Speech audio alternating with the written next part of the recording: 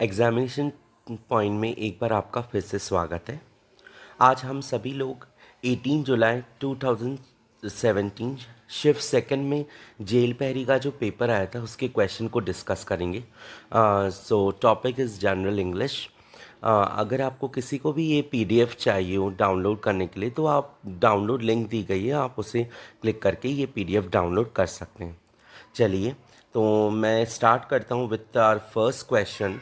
Our first question is find the word which can be replaced for the given sentence. A person in a charge of a museum.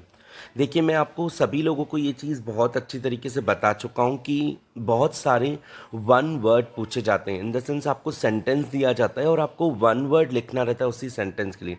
कि जैसे अपन ने बहुत छोटी छोटी classes में 9th-10th classes में ऐसे बहुत सेंटेंस याद किए हैं, ऐसे बहुत वन वर्ड याद किए हैं फॉर अ पर्टिकुलर सेंटेंस। तो ऐसे जेल पेरी में ऐसे बहुत सारे सेंटेंसेस आते हैं जिसमें जो पहला क्वेश्चन है वो इसी पर बेस्ड था, a person in a charge of museum. तो जो पहला क्वेश्चन है वो है, फर्स्ट ऑप्शन है वो है जिमनास्ट, सेकंड ऑप्शन है जॉकी, थर्ड ऑप्शन ऑप्शन है कैलीग्राफ्ट और फोर्थ ऑप्शन है कुरेटर। देखिए, इसका जो a person in a charge of museum का बिल्कुल सिंपल सा एक मीनिंग है कि जो पर्सन म्यूजियम को संभालता है, जो पर्सन म्यूजियम को संभालता है वो होता है कुरेटर।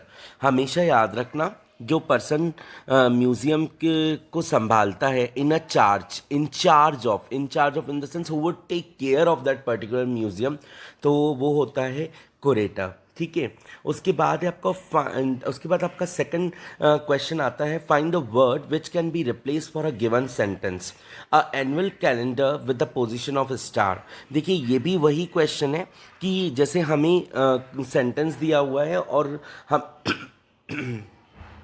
जैसे हमें सेंटेंस दिया हुआ है और हमें इस सेंटेंस के लिए वन वर्ड चूज करना है out of this four option. तो फर्स्ट है almanac, second is astrology, third option is horoscope and fourth option is palmistry. Right. तो एल्मेनिक का देखिए क्या मीनिंग होता है। एल्मेनिक का मीनिंग बहुत सिंपल होता है कि जैसे एनुअल कैलेंडर जैसे दिया जाता है ना अपन को, स्कूल्स में एल्मेनिक दी जाती थी अपन को, जिसमें अपन स्कूल कैलेंडर के बारे में पढ़ते थे। एस्ट्रोलॉजी के बारे में अपन ने सुना ही होगा कि एस्ट्रोलॉजी का मतलब होता है कि प्लैनेट्स और इनकी स्टडी करना, और उसी बेस पर हमें किसी को फ्यूचर बताना।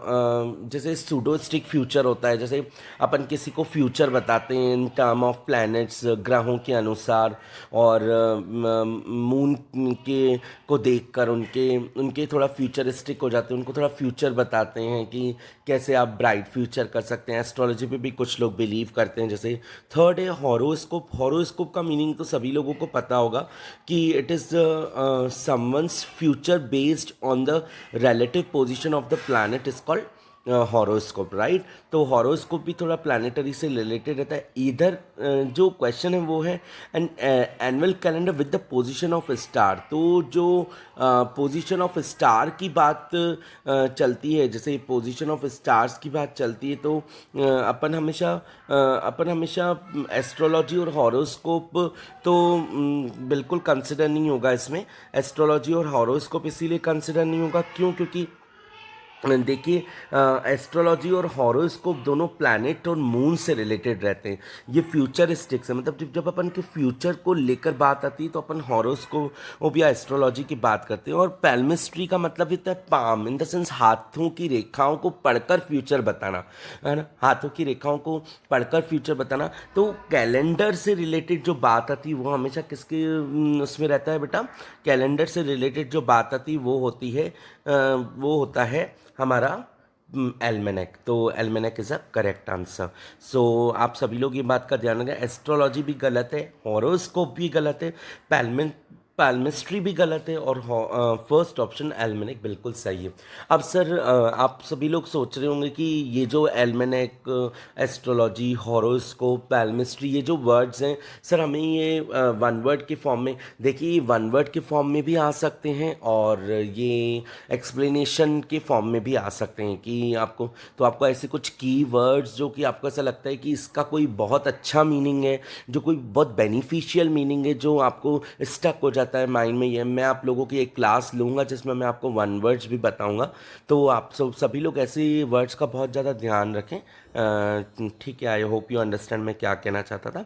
नेक्स्ट क्वेश्चन है हमारा, in the given sentence there might be an error, find out the sentence with an error, if there is no error mark D.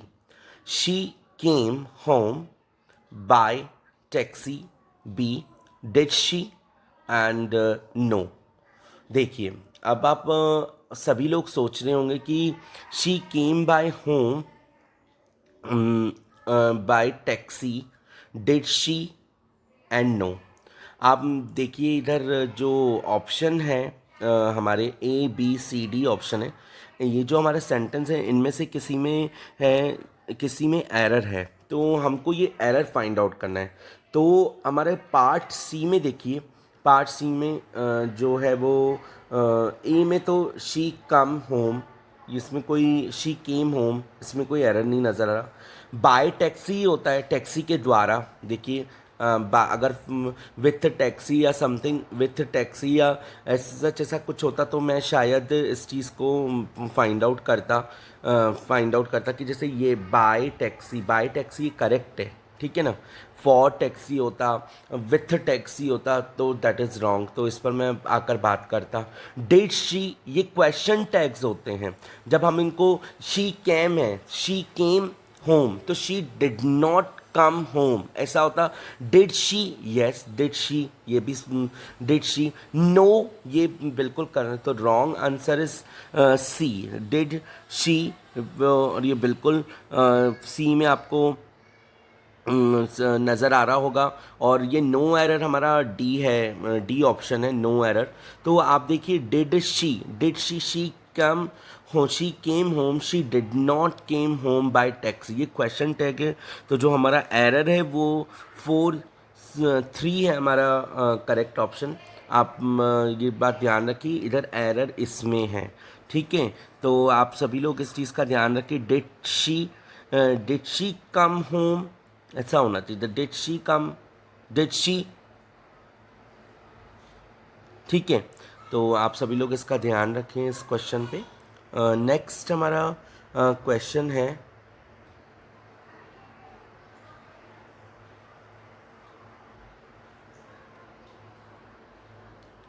in the given sentence there might be an error, if D there is no error। Question, she is A option, taller, the taller B, of two women C। अब आप देखिए कि बहुत ही उम्दा question दिया है फिर से इन्होंने। She is the taller of two women, तो देखिए इसमें she is the taller of two women, ये इस सेंटेंस में कहीं से कहीं तक कोई एरर नहीं है, कोई एरर नहीं है। तो option D is a correct answer, here option 4 is a correct answer, ठीक है। तो इस सेंटेंस में भी कोई एरर नहीं है, बिकॉज ये ग्रामेटिकली भी बिल्कुल सही है। She is taller of two women, ये दो जिस विमेन का कंपैरिजन हो रहा है दो विमेन से, तो जब हम ऑफ टू वुमेन, तो ये भी बिल्कुल सही है, of two women. She is the taller, because उसी पर्टिकुलर विमेन की बात हो रही है, जो कि हम जिस पर्टिकुलर विमेन को कंपेयर कर रहे हैं। So D is the right answer, है ना।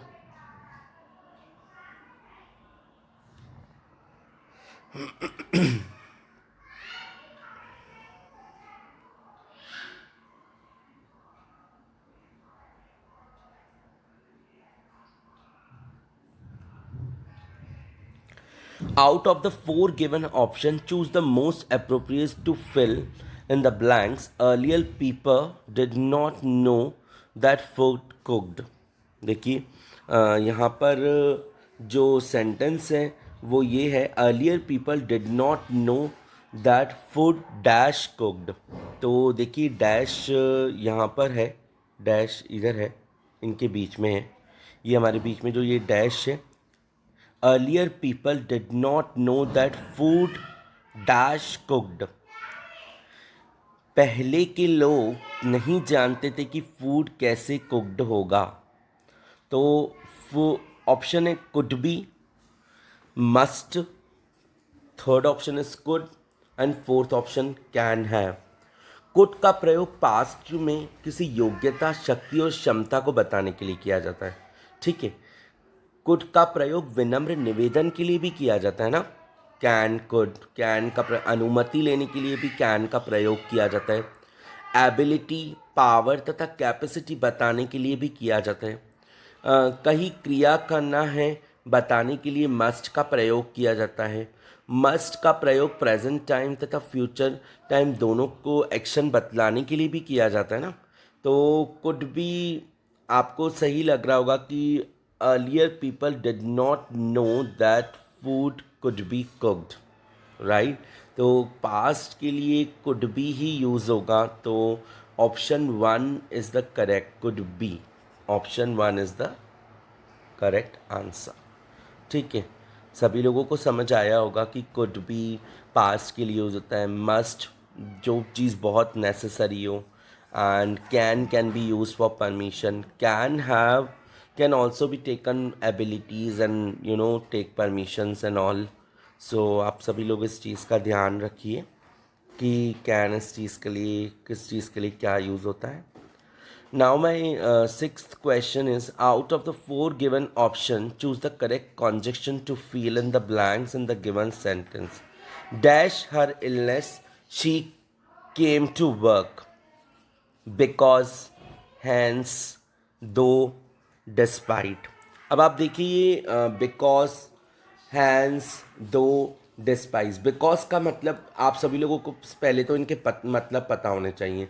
देखिए यहाँ पर जो कन्फ्यूज़न है, डिस्पाइट, डिस्पाइट, पहले तो मैं इसका आपको करेक्ट ऑप्शन बता दे रहा हूँ, सॉरी, पहले तो मैं इसका आपको करेक्ट ऑप्शन बता दे रहा हूँ कि डिस्पाइट इसका बिल्कुल सही आंसर है। देखिए because her illness she come, क्योंकि वो बीमार थी इसलिए वो काम पे आई, ये बिल्कुल गलत है। हैंस मतलब कंक्लूज़न के लिए दिया जाता है, यहाँ पर कंक्लूज़न की बात नहीं करी है, निष्कर्ष के लिए बात करी जाती है हैंस की, तो ये भी बिल्कुल गलत है। दो, दो इज़ नॉट अ, फिर भी उससे उससे बीमार थी, फिर भी वो बीमार थी, काम पे आई, ये भी बिल्कुल गलत है।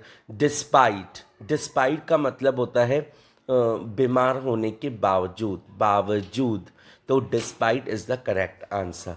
और डिस्पाइट के साथ, ये देखिए डिस्पाइट के साथ है ना, डिस्पाइट जब भी हम वर्ड यूज़ करते हैं ना, डिस्पाइट के साथ कभी भी ऑफ नहीं लगता, हमेशा ऑफ किसके साथ लगता है, इंस्टीड के साथ। कभी भी आप हमेशा ध्यान रखना, इंस्टीड ऑफ होता है, इंस्टीड ऑफ, डिस्पाइट ऑफ कभी नहीं होता है ना। आप सभी लोग इसको इंस्टीड ऑफ होता है, ये मैंने आपको जस्ट नॉलेज के लिए बता रहा हूँ कि जनरली जो ये एरर वाले सेंटेंसेस होते हैं, जनरली पूछा जाता है कि despite of playing, despite study he is paying attention on playing, instead of doing studies he is playing. तो डिस्पाइट के साथ कुछ नहीं लगता है और इंस्टीड के साथ लगता है ऑफ। तो इंस्टीड ऑफ और डिस्पाइट का मीनिंग भी पूरा सेम होता है, लेकिन डिस्पाइट के साथ कभी भी ऑफ नहीं लगता और इंस्टीड के साथ हमेशा ऑफ लगता है, ये भी बात आप लोग ध्यान रखें। There is no of with despite. Okay, तो इधर ऑप्शन जो है वो हमारा करेक्ट ऑप्शन है 4। ठीक है, जहाँ पर आपको बिल्कुल समझ में नहीं आया आप नीचे मुझे out of 4 given option use join word with the meaningful sentence। He says he has a dog. अब देखिए मीनिंग जो आई हैव नेवर सीन इट। अब मैं आपको बताना चाहता हूँ कि मैंने आपको हमेशा से समझा है कि जब जॉइन की बात आती है तब जॉइन के लिए यूज़ होता है कंजक्शन। तो conjunction is use for joining two sentences. तो आप हमेशा याद रखिए कि कंजक्शन जो है वो जॉइनिंग के लिए यूज़ होता है। तो कंजक्शन में है बिकॉज, सिंस, ऑल्दो, इफ़, है ना। तो देखिए आप जो he has, he says he has a dog, I have never seen it. Options हैं बिकॉज, सिंस, ऑल्दो और इफ़। तो आंसर तो आपको समझ में आ ही गया होगा। Two is a correct answer. Because since का प्रयोग जो किया जाता है वो निश्चित समय के लिए किया जाता है। बिकॉज का प्रयोग क्योंकि के संदर्भ में किया जाता है ना, बिकॉज का संदर्भ क्योंकि के संदर्भ में किया जाता है। और जनरली ये जो बिकॉज लगता है वो सब्जेक्ट प्लस वर्ब की क्लॉज के साथ लगा जाता है। ऑल्दो का प्रयोग मुख्य वाक्यों को उपवाक्यों से जोड़कर पूर्णता देने के लिए किया जाता है। इसका अर्थ यद्यपि होता है, मैंने पहले वाली क्लास में भी बताया था। और सो का प्रयोग अंततः के संदर्भ में किया जाता है, अंततः in the sense at last.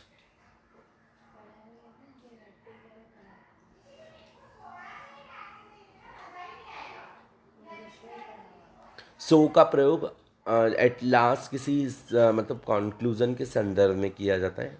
सो इधर जो हमारा आंसर है उसका जो आंसर है वो है ऑल दो। ठीक है। He says he has a he says he has a dog although I have never seen it. ठीक है। तो करेक्ट ऑप्शन है 3। सभी लोगों को समझ में आ गया होगा करेक्ट ऑप्शन, आई थिंक।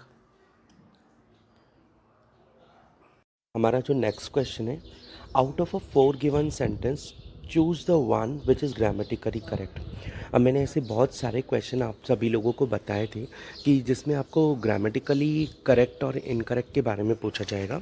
तो देखिए जो हमारा फर्स्ट क्वेश्चन है वो है, I have been working on this report for last Monday. Second है option, I have been working on this report since last Monday.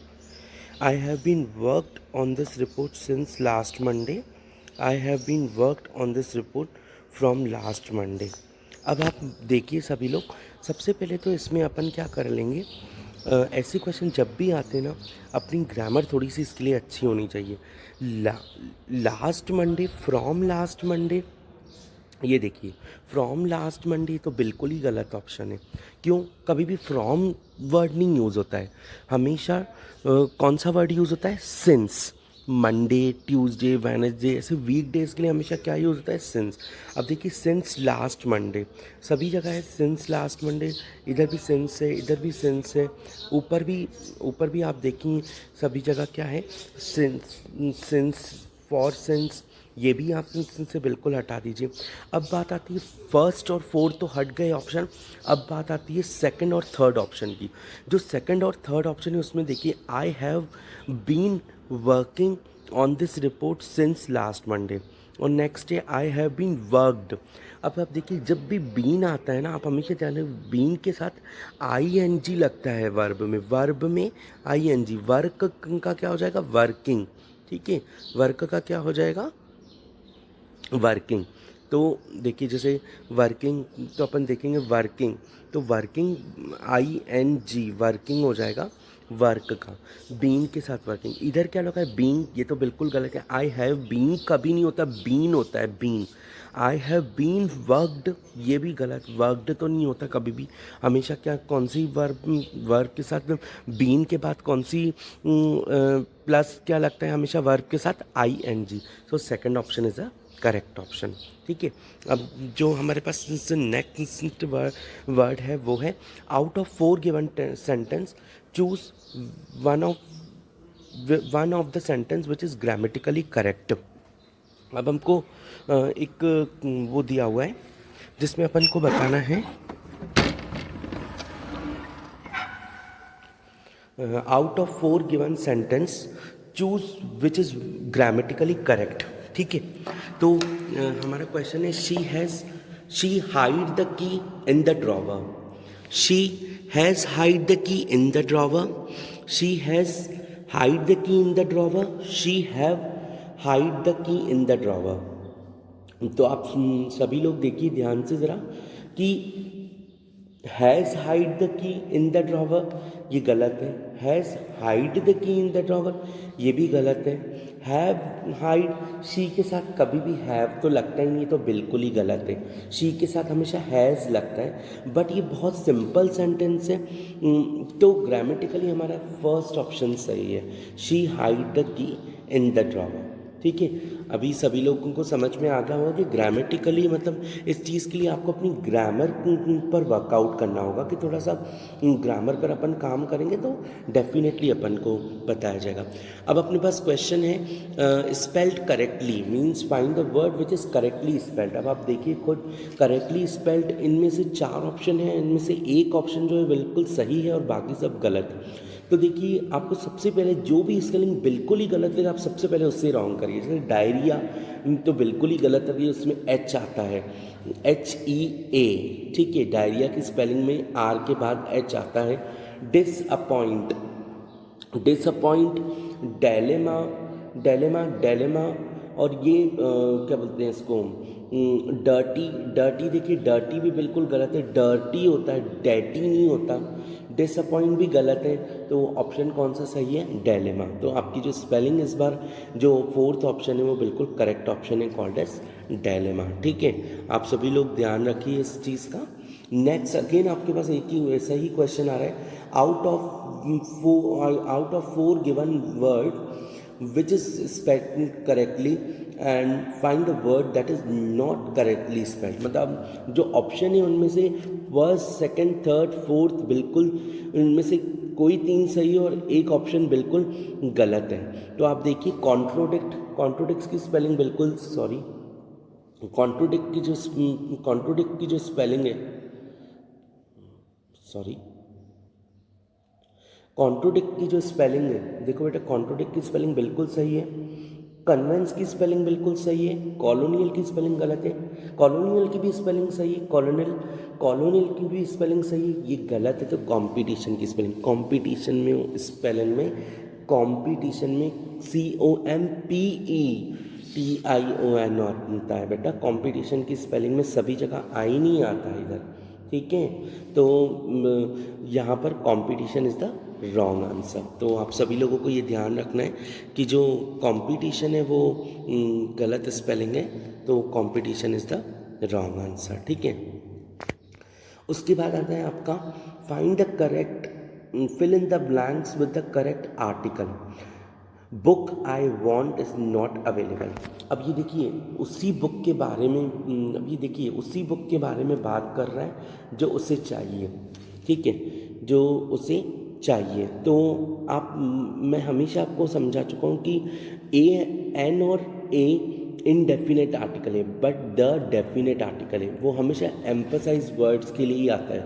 जो पर्टिकुलरली हमें चाहिए, एम्फसाइज अगर अपन करते हैं ऐसी कोई भी चीज़ एम्फसाइज करते हैं तो हम हमेशा बात करते हैं द को लेकर। तो इधर ऑप्शन आएगा second, the is the correct option. ठीक है, the is a correct option. Teen question is fill in the blanks with the correct article. My father hardly ever takes dash day off from work। देखिए अब इसमें clear नजर आ रहा है no article की तो बात ही नहीं है यहाँ पर आर्टिकल यूज होगा। ठीक है, अब या तो एन होगा या तो ए होगा, द तो नहीं होगा। क्यों, किसी पर्टिकुलर डे की बात नहीं करिए। ऐसा नहीं बोला है my father hardly ever takes Thursday, the Thursday off from work, the Thursday, the Tuesday, the Monday, वो उसी मंडे की बात कर रहे हैं जब वो छुट्टी लेते हैं, राइट। तो ये उसी मंडे की बात, डे की बात चल रही। एंड तो बिल्कुल नहीं लग सकता, क्यों, क्योंकि एन वॉवेल के साथ लग गया। हियर डे एक कॉन्सोनेंट है, इसीलिए डे वर्ड के आगे ए यूज्ड होगा। ठीक है, तो a day takes off from work, right. A day takes off from work. तो देखिए a is a correct answer. Next देखिए आप लोग, fill in the blanks with the correct preposition. There were dash 100 people at lecture. देखिए besides कब use होता है, from कब यूज होता है, ओवर कब यूज होता है और विथ कब यूज होता है। देखिए बिसाइड्स जनरली अपन तब यूज करते हैं जब अपन किसी के अलावा बात करते हैं, बिसाइड्स दिस, इसके अलावा, राइट। फ्रॉम हमेशा से के संदर्भ में यूज किया जाता है। ओवर कब अपन कभी भी किसी चीज के लिए जब कभी भी किसी चीज के ऊपर की संदर्भ पे बात करते हैं, ऊपर के संदर्भ से बात करते हैं, मतलब जिसमें अपन क्रॉस करते हैं किसी चीज को। विथ का जो होता है वो विथ वर्ड कहां पे यूज होता है, नॉन लिविंग थिंग्स के लिए कि संदर्भ में यूज होता है। तो over 100 people, here over is the correct answer, here over is the correct answer. ठीक है, तो हमारा जो ओवर है यहां पर करेक्ट आंसर है, सभी लोग समझ गए होंगे। अगेन एक क्वेश्चन है, fill in the blank with the correct preposition. They will serve lunch dash noon. अब देखिए, अब जो यहां पर बात आती है, ठीक है, यहां पर बात आती है वो है नून। यहां पे जो बात आ रही है वो नून को लेकर आ रही है, नून। अब नून क्या है, एक पर्टिकुलर चीज की बात करिए, एक पर्टिकुलर प्लेस की बात करिए, एक पर्टिकुलर टाइम की बात करिए। तो अमोंग तो हमेशा तब लगते हैं जब हम बहुत ज्यादा जैसे among two brothers, among two sisters, ऐसे दो या दो से अधिक चीजों के लिए बात करते हैं। ठीक है, इनटू किसके लिए लगता है, इनटू मतलब जनरली उस चीज के नीचे, ये भी गलत ऑप्शन है। विथ ऑलरेडी मैं बता चुका हूं, विथ हमेशा नॉन लिविंग थिंग के को यूज करते समय उसके हेल्प के संदर्भ में लगता है। तो हियर विथ भी रॉन्ग है, इनटू भी रॉन्ग है, अमोंग भी रॉन्ग है, और एट हमेशा हमेशा याद रखिएगा, एट जो है वो हमेशा पोजीशन के लिए यूज होता है। At is use for position. तो हमेशा पर्टिकुलर पोजीशन की जब बात आती है तब हम एट यूज करते हैं, इसलिए at is the correct answer. ठीक है, नेक्स्ट है a sentence with an underlined word with a highlighted word from a given option. The rapid growth of opposition to the plan has surprised the council. The rapid growth. Find the word opposite to the highlighted word from a given option. The rapid growth of opposition to the plan has surprised the council. Slow, quick, long, fast. Here rapid word के लिए बात करी जा रही है, rapid word के लिए बात करी जा रही है। तो रैपिड वर्ड का जो आंसर है रैपिड, बाकी सब देखिए long, fast, quick, long growth of opposition, quick growth of, ये लॉन्ग, क्विक, फास्ट ये सब सेम है, लेकिन हमें क्या करना, find the word which is opposite to the highlighted word. Here rapid हमारा हाईलाइटेड वर्ड है और स्लो ये सब इसके क्या है, ये सब इसी के जैसे मीनिंग है। तो हमें क्या चूज करना है, हमें चूज करना find the word which is opposite. So ये सभी गलत हैं, यहां पर सिर्फ एक ही ऑप्शन सही है, वो है slow. So slow is the correct answer. ठीक है, रैपिड का जो ऑपोजिट फॉर्म है वो रैपिड मतलब बहुत जल्दी, बहुत तेज ग्रोथ की बात चल रही है। तो slow growth of opposition plan मतलब slow is the opposite to rapid. Slow opposite का रैपिड है, रैपिड का जो ऑपोजिट है वो है स्लो। अब हमारा नेक्स्ट क्वेश्चन आता है, a sentence with underline word given below, find the word which is most similar. अब देखिए इतने ऑप्शन में से हमें सिमिलर वर्ड, मतलब आपको जेल पैरी की एग्जाम के लिए सभी लोगों को कुछ ऐसे वर्ड मीनिंग्स भी याद करने होंगे, सिंपल वर्ड मीनिंग्स जिनके अपन को ऑपोजिट्स भी पता हो, उनके सिमिलर वर्ड्स भी पता हो। ठीक है, मैं आप सभी लोगों का ये भी लेक्चर लूंगा कि जेल पैरी के अंदर जनरली किस टाइप के मीनिंग्स पूछे जाते हैं, राइट। तो जनरली किस टाइप के मीनिंग्स पूछे जाते हैं वर्ड से रिलेटेड। तो our both took a course contrary to theirs. ठीक है, तो इसका जो कॉन्ट्ररी ऑप, ये देखिए, अब आप मेरी बात सुनिए, ये एग्जैक्ट, एडवांस, सिमिलर, अपोजिट, ये चार ऑप्शन दिए हुए, opposite, exact, advance, similar. Our both took a course contrary, contrary in the sense similar meaning बोला है, कॉन्ट्ररी। अपन किसी चीज को जब कॉन्ट्रोडिक्ट करते हैं, कॉन्ट्रोडिक्ट का मतलब हम उसके ऑपोजिट काम करते हैं, मतलब हम उसकी बात को मानने के लिए तैयार नहीं होते हैं। मैं हमेशा उसके कॉन्ट्रोडिक्ट करता हूं उस चीज को, मतलब मैं फॉल्स कहलाने की कोशिश करूँ, हमेशा उसके अगेंस्ट चलता हूँ, तो हियर एग्जैक्ट, सिमिलर, एडवांस, ये सब गलत ऑप्शन है। Opposite is a correct answer. ठीक है, सभी लोग सुन लीजिए, opposite is a correct answer. Contrary का मीनिंग ऑपोजिट होता है, ठीक है, similar meaning. Book were scattered across the floor, ये सेंटेंस जो दिया हुआ है, स्कैटर्ड, स्कैटर्ड का मीनिंग जैसे स्कैटर्ड जनरली फैलाने के लिए यूज होता है। Dispersed, torn, thrown, collected, collected, dispersed, thrown, torn, ये हमारे पास चार ऑप्शन है। The book were scattered across the floor, scattered का मतलब क्या होता है? स्कैटर्ड का मतलब होता है फैलाना। अब देखिए, find the word which is opposite, scattered का अपोजिट वर्ड यूज करना है। तो जब हम फैलाते हैं किसी चीज को, तो सामान को सवारते भी हैं, अवेरते भी हैं। तो डिस्पर्ड का मतलब होता है सेम एज स्कैटर्ड। थ्रोन का भी मतलब थोड़ा सा सिमिलर, फेंकना ही होता है। टॉन का मतलब होता है उस चीज से उसको अलग करना, तोड़ना।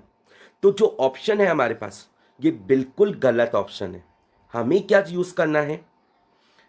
स्कैटर्ड का ऑपोजिट। तो collect is a correct answer, क्योंकि डिस्पर्ड, थ्रोन, टॉन, ये सब सिमिलर हैं स्कैटर्ड से। और इधर हमें क्या दिया हुआ है बेटा? ऑपोजिट निकालना है। तो collect is a correct answer, collect is a correct answer. Next, at centre with the underline automatic expression, यहीं से आपको समझ में आ रहा होगा कि ऑटोमेटिक एक्सप्रेशन के बारे में बताना है। Born with a silver spoon, देखिए हमेशा ये बात ध्यान रखिए, आप इसी को देखकर कभी ऑप्शन पे क्लिक मत करिए। हमेशा, James does not know anything about working for a living, he was born with a silver in his mouth. देखिए, जब हम किसी भी चीज की चांदी को लेकर बात करें, तेरी चांदी हो गई, ऐसे चांदी, देखिए आप सभी लोग थोड़ा सा देखिए कि यहां पे क्या व्यू वर्ड यूज करें, silver spoon. Born with the silver spoon, जन्म से ही सोने के बिस्तर पे सोया है, चांदी से खेला है, सच टाइप ऑफ थिंग्स। सोचो थोड़ा सा, लग्जरीज की बात चल रही है, तो लग्जरी की जब भी बात चलेगी तो देखें ऑप्शन में क्या है। None of above, surrounded by poetry and mystery, तो बिल्कुल ही गलत ऑप्शन है, सॉरी, ये तो बिल्कुल ही गलत ऑप्शन है। हैंडीकैप्ड बॉर्न, ये भी ऑप्शन बिल्कुल गलत, नन ऑफ अबो तो गलत ही। Born with the privileges and wealth, born with the privileges and wealth is a correct option. Born with the privilege and wealth, जन्मा ही प्रिविलेजेस, प्रिविलेजेस और वेल्थ का मतलब होता है सारी सुख सुविधाएं, तो यही तो बोला है ऊपर, born with the silver spoon, है ना। तो वेल्थ और प्रिविलेजेस का मतलब होता है सुख सुविधाएं, ठीक है। तो इस डी हमारा fourth is a correct option है, ठीक है। जो लास्ट क्वेश्चन है आपका, sentence with the again idiomatic expression आया है आपके पास, मीनिंग बताना है विद दिस सेंटेंस। अगेन पहले क्वेश्चन को अच्छे से बोलिए, John was thrown in my flesh for a year before finally got rid of, मतलब आप समझिए, अ थ्रोन इन अ फ्लैश, आप थोड़ा सा इस चीज़ को देखिए कि किसी चीज़ से चंगुल में फंसी हुई की बात चल रही है, किसी चीज़ में फंसी हुई चीज़ की, थ्रोन इन माई फ्लैश। और जॉन बहुत सालों से मेरे पास फंसा हुआ था, एंड फाइनली अब वो छूटा है। फिजिकली इंजोर, देखिए फिर भी हो सकता है, नन ऑफ अब तो हटा ही दीजिए। A cause of continue trouble, a comfortable position, comfortable position तो हो ही नहीं सकती फ्लैश को। फिजिकल इंजरी नहीं हो सकती, क्यों? क्योंकि बात देखिए, John was thrown in my flesh for a year, physical injury होती तो, फिजिकल इंजरी होती तो कुछ ईयर्स, लॉन्ग ईयर्स तक की बात नहीं करता। यहाँ पर देखिए option 3 is the correct answer, cause of continual trouble, मतलब बहुत बहुत परेशानी से, लगातार परेशानी में वो जॉन जो बंदा है वो लगातार परेशानी, तो इस थ्रोन इन अ फ्लैश का मीनिंग है third, third option is a, sorry, third option is a correct option, a cause of continued trouble. Thank you so much for attending my lecture. Thank you.